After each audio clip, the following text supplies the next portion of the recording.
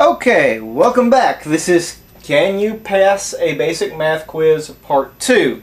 If you haven't seen Part 1 and you want to see questions 1 through 5, I'm going to put a link in the description so that you can jump back and watch those as well. You don't really have to watch them in order because it'd be a good idea because it might reference something that I did earlier. Okay, next question, number 6. Is what's 0.00256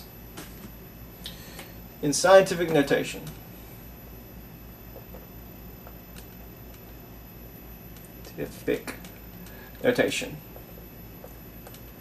Okay, scientific notation is all about the 10 power. When we're talking about exponents, we're talking about 10 multiplied over and over and over again, because of this being a base 10 system. So what we want to do to convert this number to scientific notation is we want to take our decimal point and bounce it until we got rid of our zeros. So once we've gotten rid of our zeros, the number that we have left is 2.56.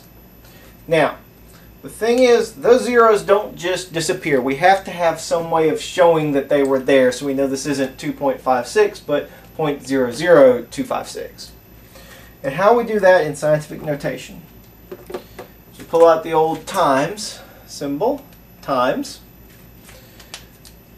And since we're dealing with a base 10, and when you hop this, it's doing that you're moving a tens place over time, tens, hundreds, thousands. So we're going to throw a 10 in there, and then we're going to raise that 10 to a power to show those zeros. Now there's two directions that we can go. We can move this left to right or right to left. So if we had like 256,000 and we wanted to bring the zeros back the other direction, so we only had one number here in front of our decimal point, then we could do that as well. But since we moved the decimal point to the right, this is going to be a negative exponent. We're raising it to a negative power, so we know when we unwind all this to move the decimal point back to the left. And since we moved it 1, 2, 3 spots, we're going to raise 10 to the negative third. Now I said you could do this the other way around, where it's 256,000, and move it till you have only one number in front of your decimal point. Count the times you moved it, and then it'd be positive so that you'd know when you undid all of it to put the decimal point back to the right. Okay.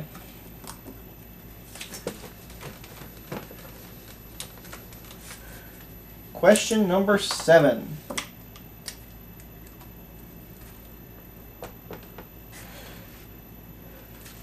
And so what is the decimal notation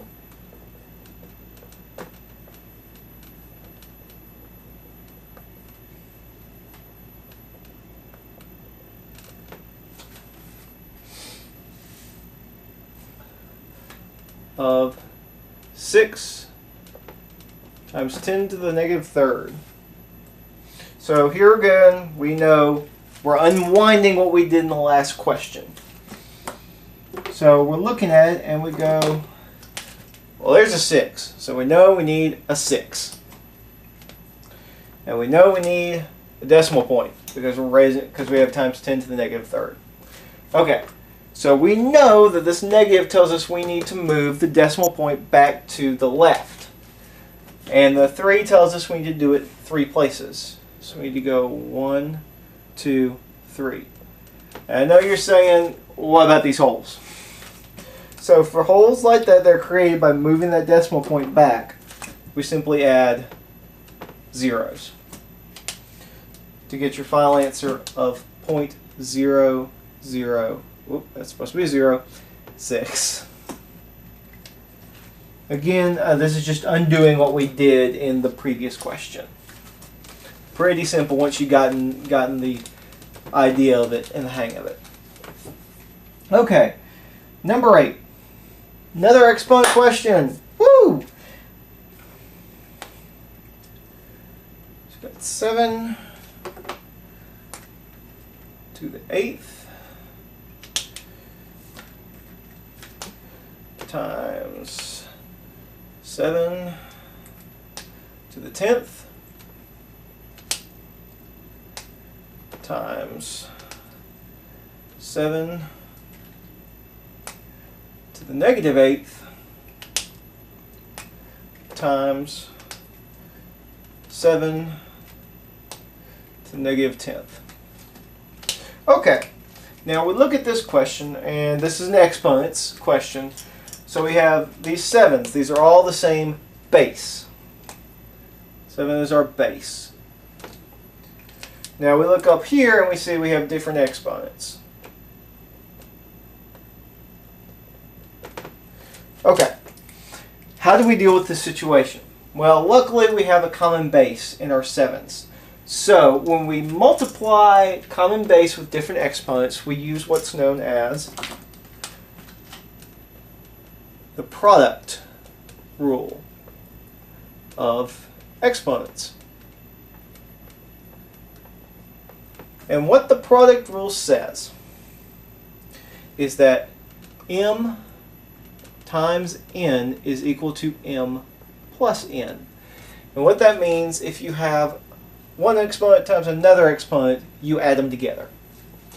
And this particular example actually was set up the way that they set up the one in the quiz, where 8 plus 10 is 18, minus 8 is 10, minus 10 is 0. So you wind up with 7 to the 0 power. And you're like, okay, well, that's helpful. What am I supposed to do now? I got 7 to the 0 power. Because I don't know how to multiply that. Anything raised to the 0 power is always going to be 1. So the final answer to this is 1. First you have to use your power rule to get to 7 to the 0, and then anything raised to the 0 power is always 1. Pretty simple question again. Probably going to do a whole video on exponents dealing with product rule, quotient rule. There are a few more rules that make exponents with the same base a little easier to deal with. All right. Getting close to the end. Getting close to the end. Number 9. What is the decimal expression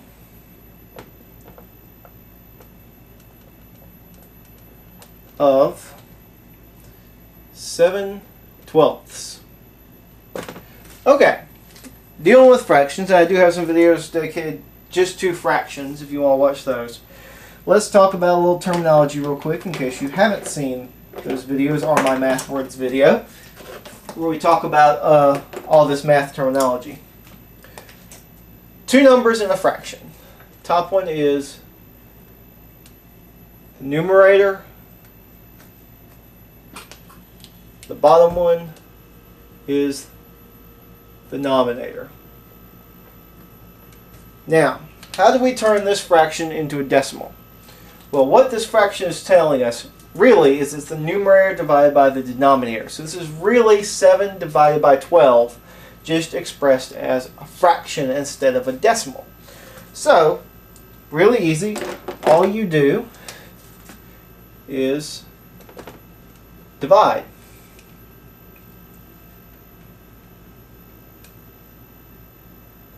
(7 by 12). And when you do out the math, because 12 won't go into 7, so that's a 0, you have to add your decimal. And you finish on out by adding your 0. And 12 will go into 75 times, and that's 5 times 12 is 80, not 80, I'm sorry. Then you have 60, sorry. So you come down here, you got a remainder of 10, you got to draw another 0 down. And 12 will go into 100 8 times, which gives you 96. Again, sorry, this should be 4. And draw your 0 down, 12 going to 40 3 times, which gives you 36. And then that leaves you with 4, and you know from here on out you're going to get 40 and 36 and 40 and 36 and 40 and 36. So you know this is going to wind up being an irrational number. So anyway, that's how you turn it into a decimal notation. Simply divide the numerator by the denominator. And I know I did it out longhand here. I used a calculator too earlier and had the whole answer. But that's how you solve that problem. You take it to where it can't go any farther, or it starts to repeat indefinitely. Okay, last question, number 10.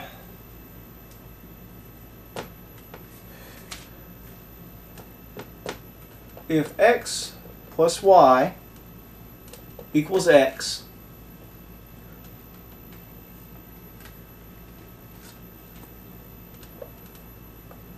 what does y equal, basically? I'll write out the word equal. Or what is its value?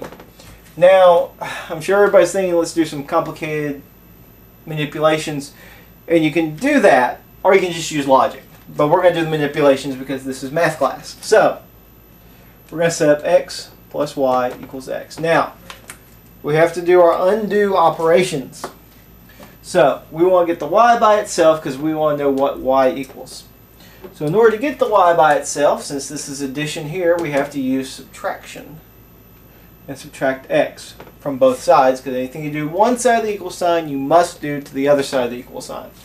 So, that leaves us with our new formula of y. That's really y, not x. My y's are always awful. Y equals x minus x. Now, I know you're sitting there going, well, we don't know what x is. Don't have to, because each one of these x's is going to be the same thing. So anything minus itself is always 0. So you know y equals 0. And if you want to just do logic instead of all of this, you could say, well, you got to get rid of your y. The way to eliminate a number or a variable like that is to set it to 0. That way you know it's not affecting anything. Okay, so that was the 10th and final question off that Can You Pass a Math quiz. If you have any questions, be sure to put them in the comments. If you're more confused now than you were, sorry. Ask me some questions in the comments. Maybe we can get you straightened back out. Thanks for watching.